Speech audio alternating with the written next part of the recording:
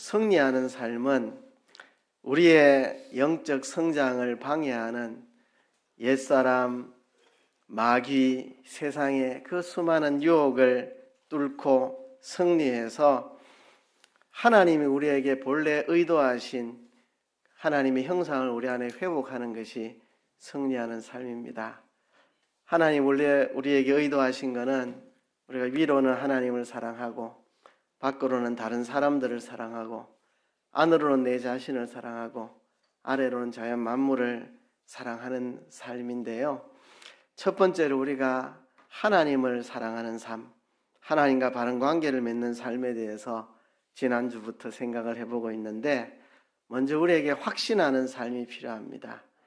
영생이 있다는 확신, 하나님 우리를 용서하신다는 확신이 있어야만 우리가 영적으로 자라갈 수가 있습니다. 그래서 이제 영생의 확신을 가졌으면, 용서의 확신을 가졌으면 이제 성장하는 삶을 살아야 됩니다. 옛날에 어느 가정에 신방을 갔는데 집 문 앞에서 놀라운 장면을 목격했습니다. 그 집이 아파트인데요, 창문 틀에, 창문 틀 같은 데 이렇게 조금씩 틈이 있잖아요. 거기에 뿌리를 내리고 나무가 자라고 있는 것을 봤습니다. 야, 저런 악조건에서 뿌리를 내리고 창틀에고 조그마한 틈을 비집고 씨가 떨어져서 뿌리 내리고 자라는 나무를 보면서, 야, 저렇게 우리가 자라야 되는데 우리의 성장을 방해하는 어떤 악조건 속에서도 그를 뚫고 성장해 낼 수 있어야 되는데 라는 그런 마음이 들었습니다. 우리가 자라가야 됩니다. 하나님 우리 아버지께서 불신자를 향한 소원을 가지고 계십니다. 누가복음 15장에 보면 100마리의 양 중에 하나를 잃어버렸을 때 찾도록 찾지 않겠느냐, 목자가. 여인이 10드라크마 중에 하나를 잃어버렸을 때 그것을 찾지 않겠느냐. 아버지에게 두 아들이 있는데 한 아들이 집을 나갔으면 그 잃은 아들을 찾지 않겠느냐. 하나님의 간절한 소원, 불신자를 향한 아버지의 소원, 돌아오라, 돌아오라, 제발 돌아오라 하는 소원입니다. 이 아버지의 소원을 우리가 안다면 전도를 안 할 수가 없을 텐데요, 우리가 아버지의 소원을 잘 모르는 것 같아요. 불신자를 향한 하나님 아버지의 소원, 돌아와라, 제발 돌아와라. 탕자를 기다리는 그 아버지 마음처럼 간절한 소원. 그렇다면 이미 돌아와서 주님의 집에 주님을 섬기고 있는 신자인 우리를 향한 하나님 아버지의 소원은 무엇인가? 자라다오, 제발 자라다오 하는 것입니다. 이건 우리에 대한 소원이니까 우리 한번 따라합시다. 자라다오, 제발 자라다오. 하나님이 우리를 향하여 정말 애타는 소원이 이것입니다. 자라다오, 제발 자라다오. 그러니까 우리가 하나님을 사랑하는 것이 어떤 게 하나님을 사랑하는 거겠습니까? 우리가 돈 많이 벌어서 하나님께 갖다 드리면 하나님이 좋아하시겠습니까? 하나님, 우주 만물을 창조하신 하나님, 우주가 다 하나님의 것인데 하나님이 뭘 소원하시겠습니까? 우리가 자라는 거, 성장하는 거, 이게 하나님을 사랑하는 겁니다. 여러분들도 똑같잖아. 여러분 자녀들이 돈 많이 벌어서 많이 갖다 바치면 너무너무 행복하겠다 이런 부모님 계십니까? 아마 그런 분 안 계실 겁니다. 내 자식이 옳게 바르게 잘 성장해 나가면 그만큼 부모에게 효도가 없고 그만큼 부모가 기쁘고 좋은 일이 없습니다. 저도 아이들 키우면서 아이들이 잘 자라주기만 해도 그냥 감사해요. 다른 거 바라는 거 아니고 신앙도 자라고 몸도 자라고 인격도 자라고 인품도 자라고 건강하게 잘 자라주면 그것보다 더 바랄 게 없습니다. 청년 시절 장애인 시설에 여러 번 가본 적이 있습니다. 거기 가면 참 가슴이 먹먹하죠. 나이는 적힌 거 보면 25살, 30살 적혔는데 그 당시에 내보다 나이 많은데 크기는 팔뚝만한 크기를 하고 있는 자라지 못하는 그 아이들 보면서 이 아이들의 부모님이 얼마나 마음이 아플까 이런 생각을 해보면서 결혼해서 자식 낳고 자식이 건강하게 잘 자라가 주기만 해도 더 바랄 것 없이 얼마나 감사한지, 때 되니까 기어다니고 때 되니까 걸어다니고 때 되니까 엄마 아빠 말도 하고 때 되니까 학교도 다니고 때 되니까 이제 엄마 아빠한테 효도하는 것도 할 줄 알고 때 되니까 자기 길 알아서 개척해서 자기 길 찾아서 다 가고 그냥 그 자체가 감사하고 잘 자라고 있다는 것이 고맙고 감사한 일이죠. 하나님 우리 아버지의 마음이 우리가 자라기를 바라시는 마음입니다. 그런데 장애인 시설을 돌아보면서 또 한 가지 생각이 들었습니다. 나도 하나님 앞에 이런 모습은 아닐까. 나도 8살 때 처음 교회를 출석했는데 15살 때 처음 예수님을 구주로 영접했는데 이제 20살이 넘었는데 내 신앙이 왜 이렇게 안 자라나 하는 좀 안타까움 그때도 가졌는데요. 이제 50대 중반이 되어서도 내 자신이 여기까지밖에 못 자랐나. 늘 제 자신을 이렇게 생각해 보면 목사로서 뭔가 좀 미숙하다, 미달했다, 지지나갔다 이런 생각을 스스로 합니다. 여러분들이 저를 어떻게 보시는지 저는 모르겠는데 누구한테 물어본 적도 없고 제 스스로는 제가 목사로서 잘 자라야 되는데 하나님 보시기에 안타까워하실 정도로 잘 못 자란다 싶은 안타까움이 제 마음속에 있습니다. 그래서 하나님이 우리를 향하여 자라다오, 제발 자라다오 소원을 가시고 계신 겁니다. 오늘 우리가 베드로후서 3장 18절을 읽었는데요. 이 구절은 베드로후서의 마지막 구절입니다. 베드로후서를 끝내면서 이렇게 말씀합니다. 오직 우리 주 곧 구주 예수 그리스도의 은혜와 저를 아는 지식에서 자라가라. 영광이 이제와 영원한 날까지 저에게 있을지어다. 예수 그리스도의 이 십자가 대속의 은혜를 아는 그 지식에서 너희들이 자라가야 된다. 하나님이 베드로 사도를 통해서 교회를 향하여 제발 너희들이 자라가야 된다. 제발 자라다오 부탁하는 말씀을 우리가 읽을 수 있습니다. 여러분,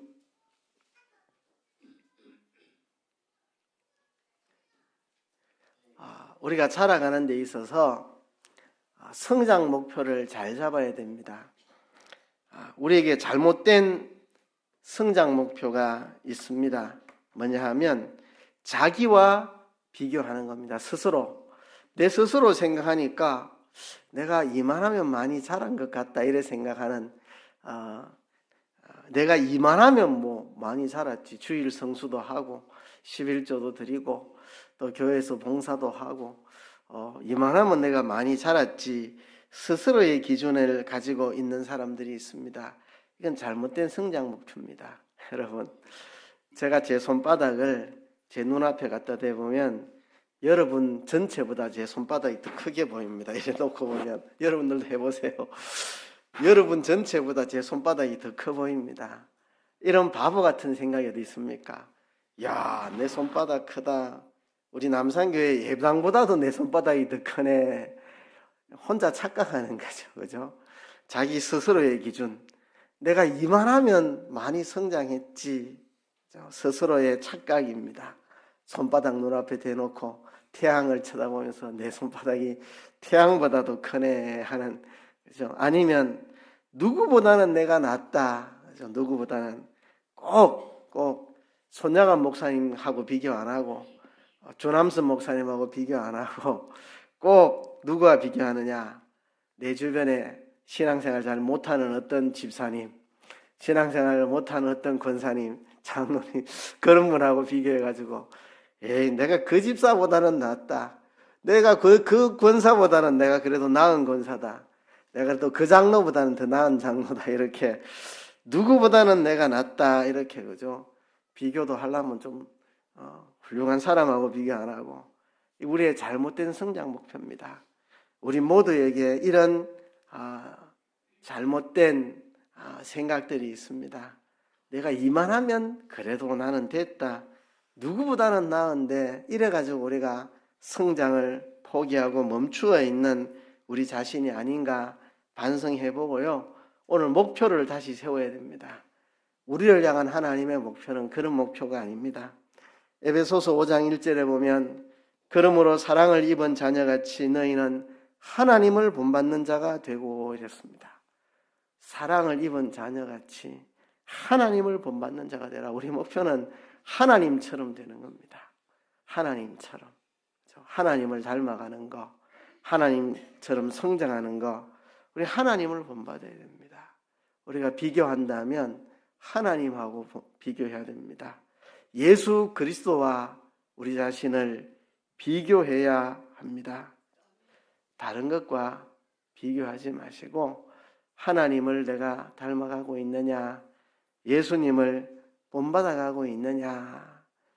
에베소 5장 1절에 보면 하나님을 본받아라고 했고 5장 2절에 보면 예수님을 닮아가야 한다고 말하고 있습니다. 이것이 우리의 목표입니다. 여러분, 다시 우리가 이 높은 목표를 세워야 됩니다. 하나님을 닮아가는 것, 이게 우리의 목표라는 사실을 우리가 다시 생각해야 됩니다. 우리가 성장하는 원리가 있는데요. 이것은 하나님의 은혜 100%, 우리의 순종 100%입니다.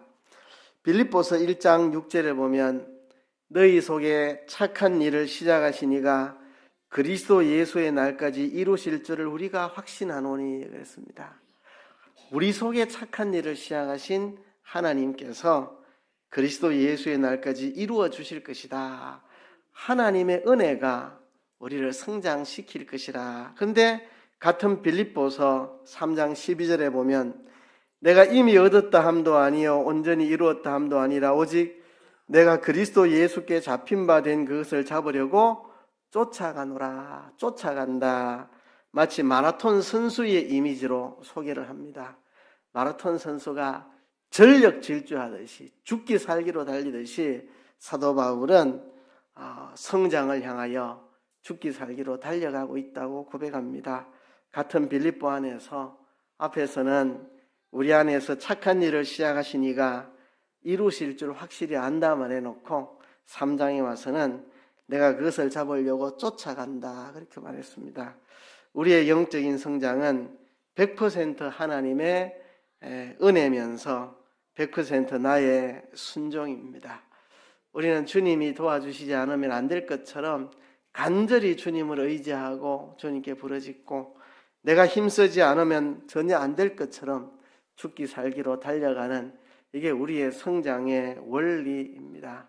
어떤 사람은 하나님의 은혜 지무하고 태만한 사람이 있고 어떤 사람은 내가 해야지 하고 그냥 인간적으로 골빠지게 하기만 하고 하나님의 도우심을 얻지 못하는 그런 사람이 있는데 둘 다 극단입니다. 하나님이 다 하시겠지 하고 농땡이 피우는 것도 아니고 내가 열심히 하면 되는 줄 알고 혼자 내 힘으로 골빠지게 달려가는 것도 아니고 우리는 하나님의 은혜가 아니면 안 될 줄로 알고 하나님을 의지하면서 내가 힘써야 되는 줄 알고 열심히 힘써 달려가야 됩니다. 여러분, 제가 여러 번 보여준 그림입니다. 이렇게 되지는 않아야 안 되겠습니까?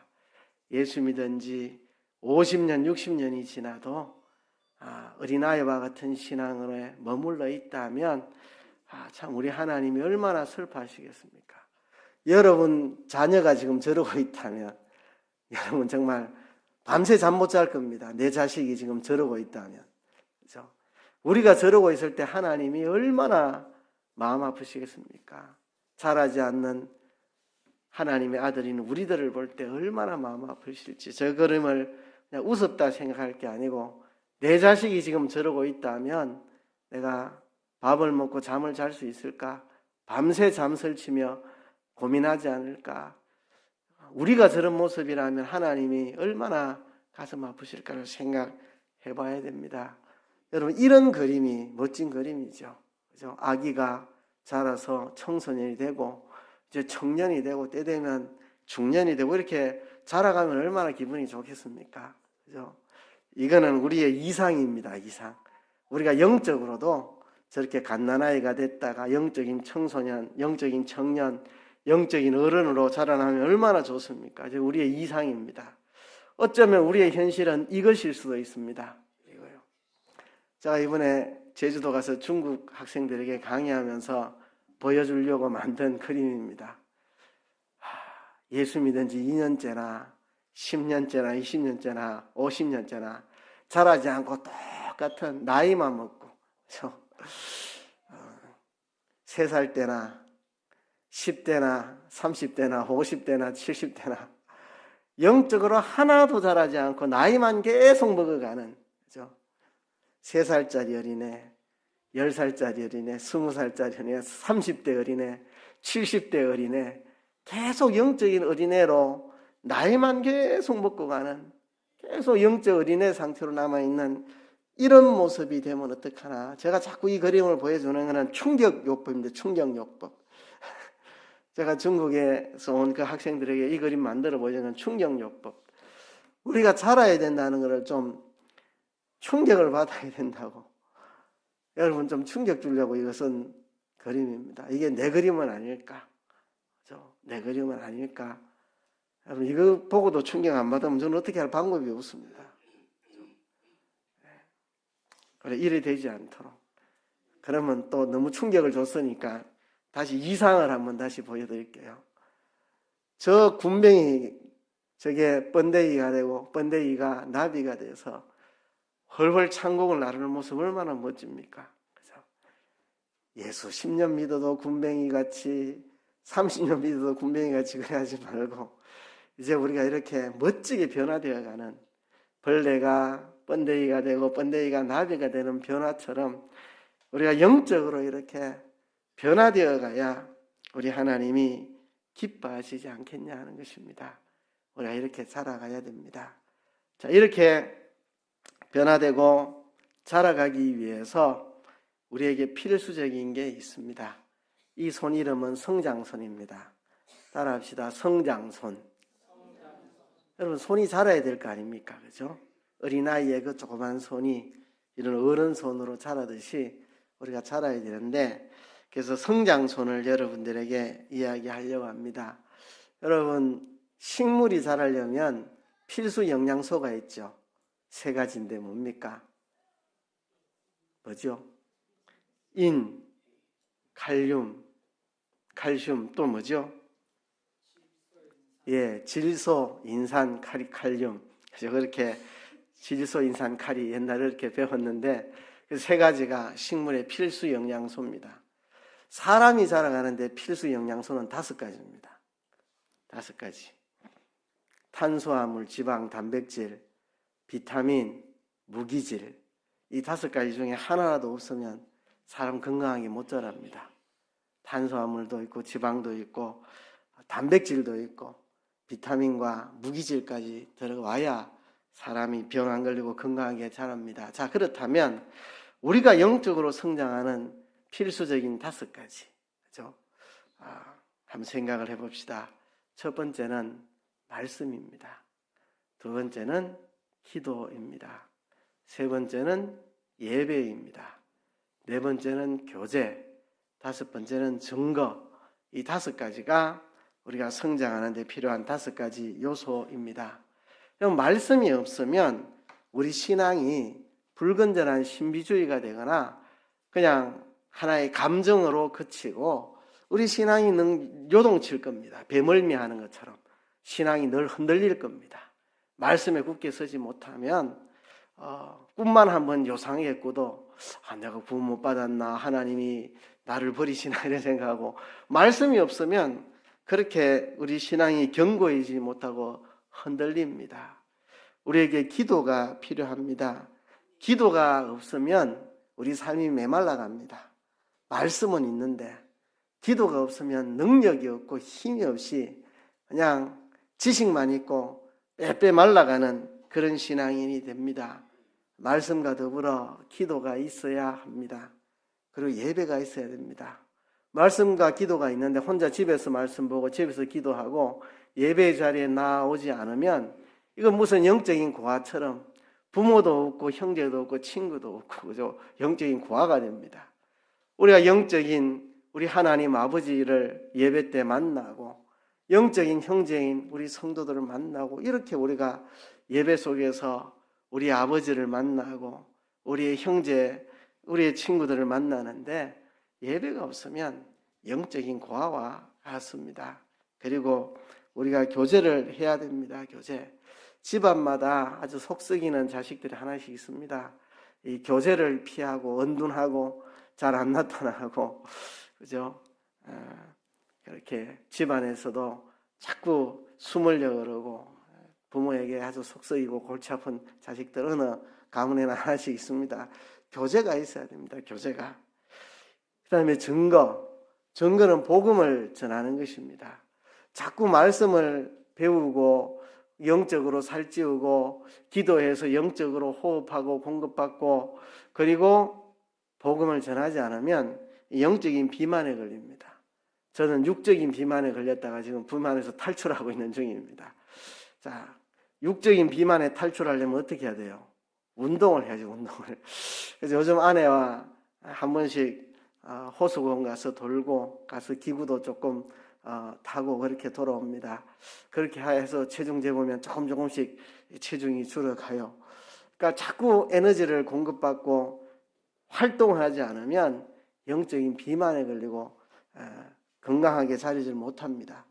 그래서 우리가 말씀도 있어야 되고 기도도 해야 되고 예배도 드려야 되고 성도들과 교제도 나누고 또 복음을 전하기도 해야 합니다. 이거 중에 하나도 빠지면 안 됩니다. 그래서 이게 다 있어야 됩니다. 손바닥은 성장입니다.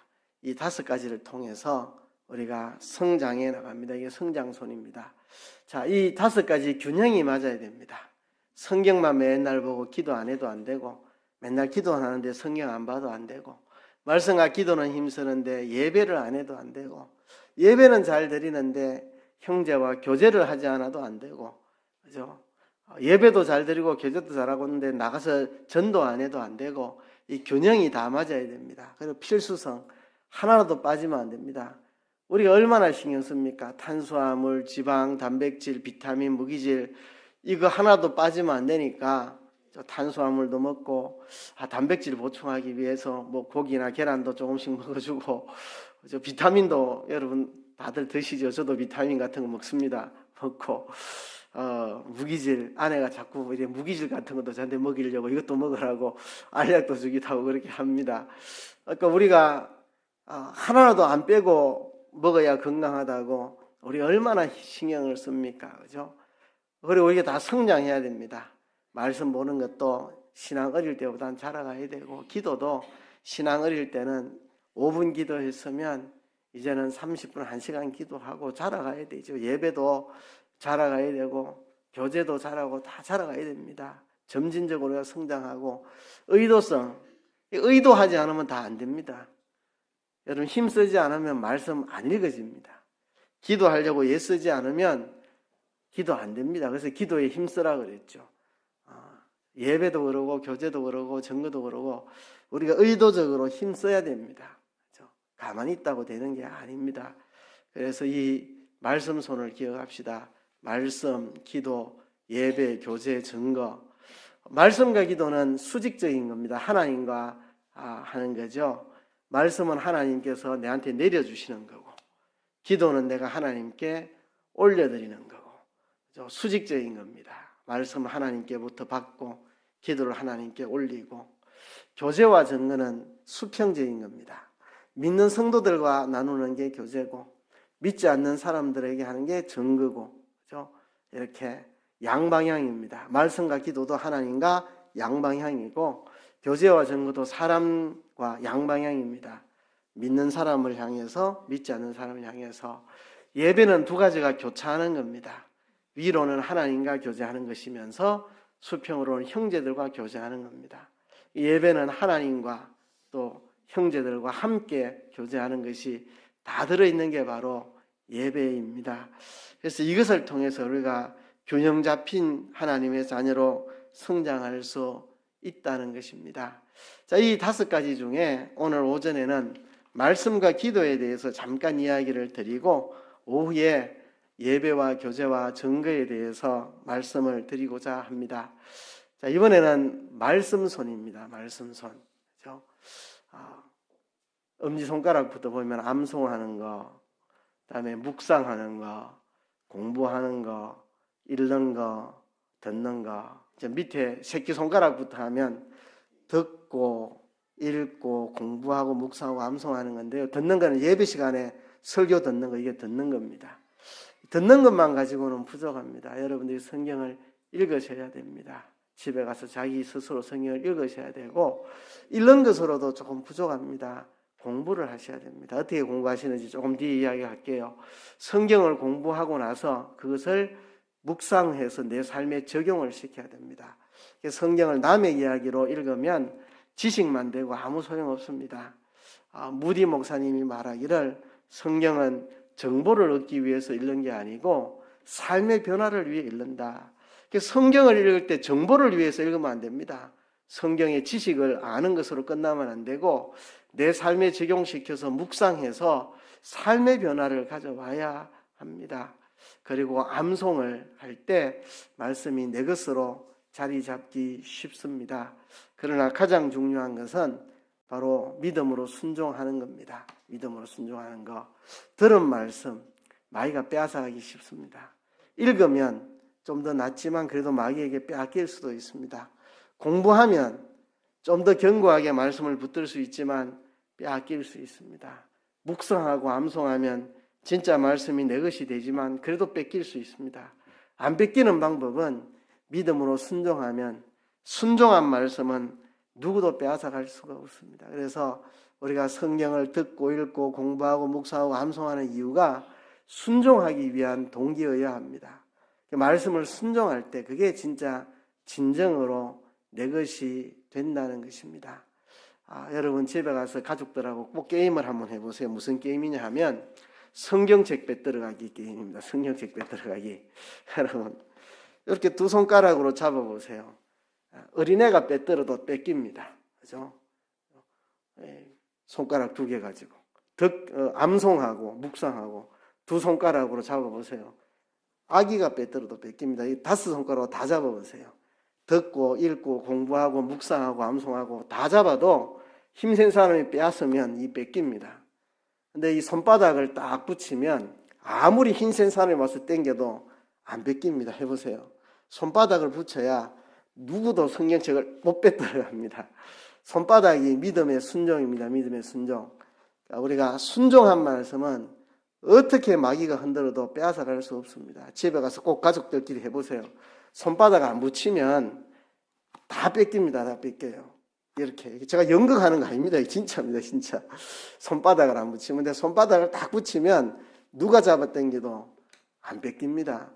그러니까 우리가 성경을 듣고 읽고 공부하고 묵상하고 암송하는 이유가 뭐냐 하면 순종하기 위해서 읽고 순종하기 위해서 듣고 순종하기 위해 공부하고 묵상하고 암송하고 그렇게 해야 합니다. 자, 그러면 공부하고 묵상한다는 게 뭐냐? 듣기, 읽기, 암송은 잘 알겠는데 공부하고 묵상하는 게 뭐냐? 이거 하는 겁니다. 관찰하고 해석하고 적용하는 것입니다. 관찰하는 겁니다. 성경 본문이 그 시대, 그곳, 그 문화, 그 상황에서 무엇이라고 말하고 있는가를 잘 관찰한 다음에 해석을 하는 겁니다. 이 말씀이 모든 시대, 모든 사람, 모든 상황 속에서 무엇을 하라고 이야기하는 것인가 해석을 하고 그 다음에 적용을 해야 됩니다. 이 시대, 이 상황, 이곳에 있는 나에게 무엇을 하라고 말씀하시는가 그렇게 적용을 하는 거. 이게 성경을 공부하고 묵상하는 겁니다. 관찰하고 해석하는 게 이제 공부하는 것이고 그것을 내 삶에 적용해 나가는 게 이게 묵상하는 거죠. 그래서 관찰, 해석, 적용 이겁니다. 이거 설교자가 이거 합니다. 관찰하고 해석하고 적용해서 여러분들에게 설교를 하는 거거든요. 근데 여러분 스스로도 이 훈련을 해야 됩니다. 성경을 관찰하고 그것을 해석하고 그죠? 해석하는 게 그리 어려운 게 아닙니다. 해석은 이겁니다. 그 시대, 그 문화, 그 상황 속에서 그렇게 하라 그런 것을 관찰한 다음에 이게 모든 시대 모든 사람에게 주는 원리가 무엇일까? 제가 늘 이야기하잖아요.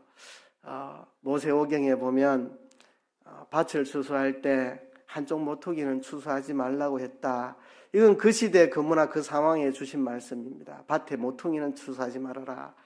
이게 모든 시대 모든 사람에게 주시는 교훈이 뭘까? 내 소유 전부를 내가 다 쓰지 말고 내 소유의 한 부분은 이웃을 위해 쓰라는 말씀이다. 그러면 이제 적용을 합니다. 오늘날 그러면 나는 내 소유를 내가 다 쓰지 않고 일부를 남겨서 어떤 선한 일을 위해 써야 될 것인가 내 삶에 적용하는 것입니다. 극동방송 후원하는 데 쓸 수도 있고 교단 선교부에 선교 헌금을 할 수도 있겠고 그죠? 내 주변 사람들에게 음식을 대접하는 데 쓸 수도 있겠고 그죠? 관찰하고 해석해서 내 삶에 적용하는 거 이게 공부입니다. 어려운 게 아닙니다.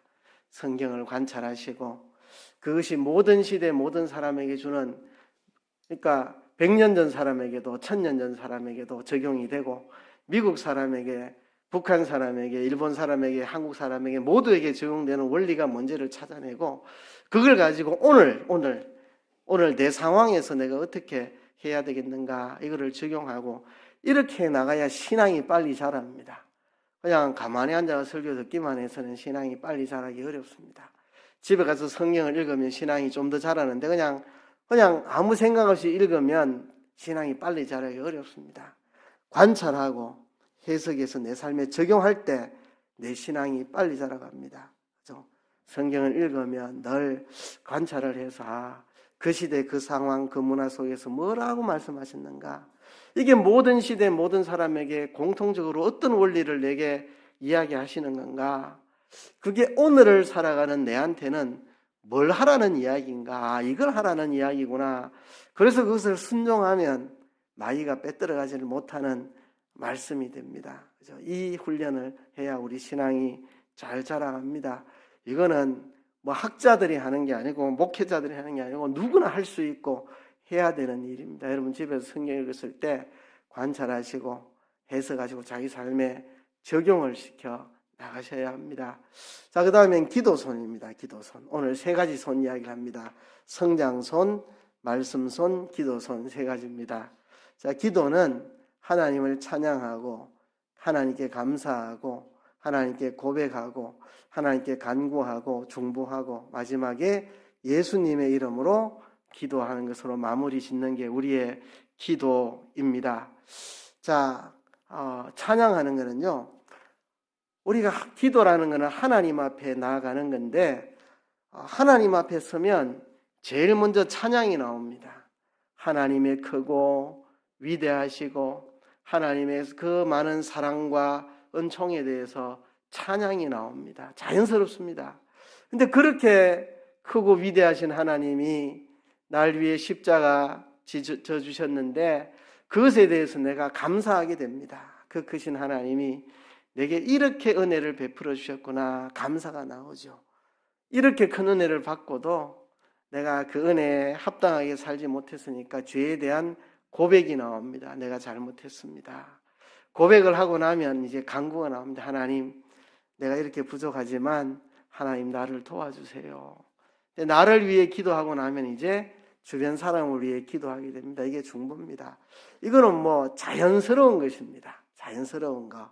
하나님 앞에 서게 되면 하나님의 크고 위대하심을 찬양하게 되고 그 크신 하나님이 나 같은 걸 위해서 십자가 대속의 은혜를 베풀어 주시니 감사가 나오고 이런 은혜를 받은 내가 하나님 앞에 잘못된 일을 많이 했으니 죄에 대한 고백이 나오고 죄에 대한 고백을 하고 나서야 비로소 하나님 도와주세요 간구하게 되고 그리고 나를 위해서만 아니라 이웃을 위해서도 중보 기도를 하게 됩니다.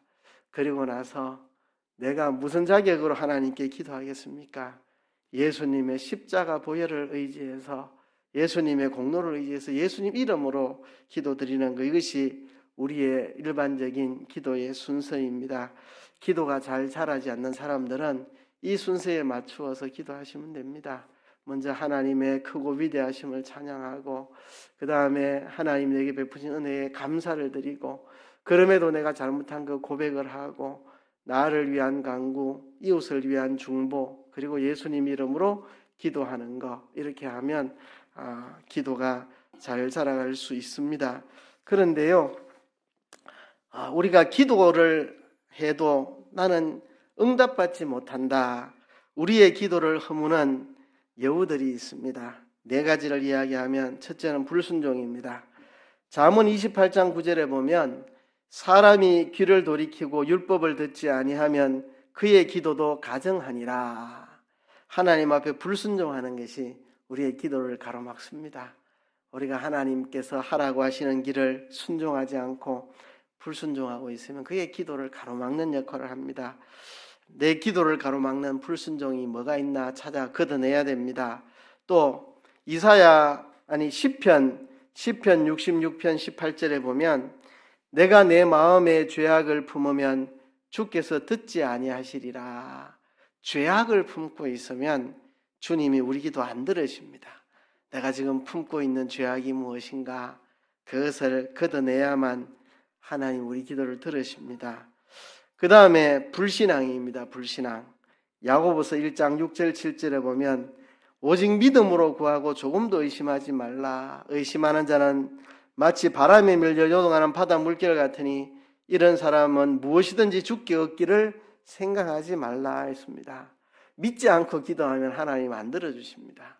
믿음으로 믿고 구해야 들어주신다 했습니다. 또 잘못된 목적입니다. 야고보서 4장 3절에 보면 구하여도 받지 못하면 정욕으로 쓰려고 잘못 구함이라. 잘못된 기도하면 하나님 안 들으십니다. 자, 기도를 허무는 네 마리 여우. 우리의 불순종이 기도를 가로막고 우리의 죄가 우리의 기도를 가로막고 우리의 불신앙, 믿지 않고 하는 기도, 믿음 없이 하는 형식적인 기도, 그게 응답받지 못하는 기도고 잘못된 목적으로 잘못된 동기로 기도하면 기도가 이루어지지 않습니다. 그래서 기도를 가로막고 있는 내가 순종하지 않는 게 뭐가 있나 찾아보셔야 됩니다. 내가 기도를 가로막는 불순종하는 게 뭐가 있나. 두 번째는 내 마음에 품고 있는 죄가 뭐가 있나. 내가 어떤 죄악을 마음에 품고 있나 걷어내야 됩니다. 그리고 믿지 않고 하는 기도는, 잘못된 목적으로 하는 기도는 하나님이 들어주시지 않습니다. 자, 그럼 하나님이 들어주시는 기도의 조건들은 어떤 게 있느냐? 믿음으로 기도하면 하나님이 들어주시리라고 약속했습니다. 그러므로 내가 너희에게 말하노니 무엇이든지 기도하고 구하는 것은 받은 줄로 믿으라. 그리하면 너희에게 그대로 되리라. 마가복음 11장 24절 말씀입니다. 믿고 기도해야 됩니다. 전심으로 기도해야 됩니다. 예레미야 29장 13절에 보면 너희가 전심으로 나를 찾고 찾으면 나를 만나리라. 마음을 다 기울여서 기도를 해야 합니다. 통회하는 기도를 하나님이 들으십니다. 역대하 7장 14절에 보면 내 이름으로 일컫는 내 백성이 그 악한 길에서 떠나 스스로 겸비하고 기도하여 내 얼굴을 구하면 내가 하늘에서 듣고 그 죄를 사하고 그 땅을 고칠지라. 통회하며 자복하며 하는 기도를 하나님이 들어주신다 했습니다. 네 번째는 순종하는 기도입니다. 그를 향하여 우리의 가진 바 담대한 것이 이것이니 그의 뜻대로 무엇을 구하면 들으심이라. 그의 뜻대로 구하면 들으시리라. 그의 뜻에 순종한 기도, 그의 뜻에 순종하는 기도를 하면 그가 들으시리라고 말씀했습니다. 우리가 믿음으로 구하고 전심으로 구하고 통회하며 기도하고 순종하며 기도할 때 하나님은 우리의 기도를 들어주시리라고 그렇게 약속을 했습니다. 이 기도는 하나님과 교제이며 또 필요에 대한 간구입니다. 우리는 기도가 필요에 대한 간구로만 생각하지만 그 이전에 하나님과의 교제입니다. 하나님이 제발 우리를 기도를 통해 만나자고 하시는 겁니다. 기도는 필요에 대한 간구뿐만 아니라 하나님과의 교제라는 사실, 하나님이 기도를 통해 우리를 만나기를 소원하고 계십니다. 기도는 영적인 호흡이라고 그랬죠. 여러분, 숨 안 쉬고 3분 이상 있으면 다 천국 가십니다. 천국 가요. 기도는 3분 아니라 3시간도 안 하고 3일도 안 하고 기도는 안 하고 살 수 있을 것처럼 생각하는 착각입니다. 질식합니다. 질식이에요. 우리가 기도해야 합니다. 기도는 하나님과의 교제요, 필요에 대한 간구이므로 우리 이 기도를 해야 됩니다. 하나님 앞에 서서 하나님을 찬양하고 내게 베푸신 은혜를 감사드리고 그럼에도 내가 잘못 살아온 것을 고백하고 이제는 하나님께 간구하면서 이웃을 위해서도 중보기도를 드리고 예수님의 이름으로 기도드리는 건데요. 우리의 불순종과 죄와 불신앙과 잘못된 목적이 우리의 기도를 가로막습니다. 우리가 믿음으로 기도하고 전심으로 기도하고 통회하며 기도하고 순종하며 기도할 때 하나님이 들으십니다. 여러분, 우리가 말씀 생활을 회복하고 기도 생활을 회복해서 우리가 자라가야 되겠습니다.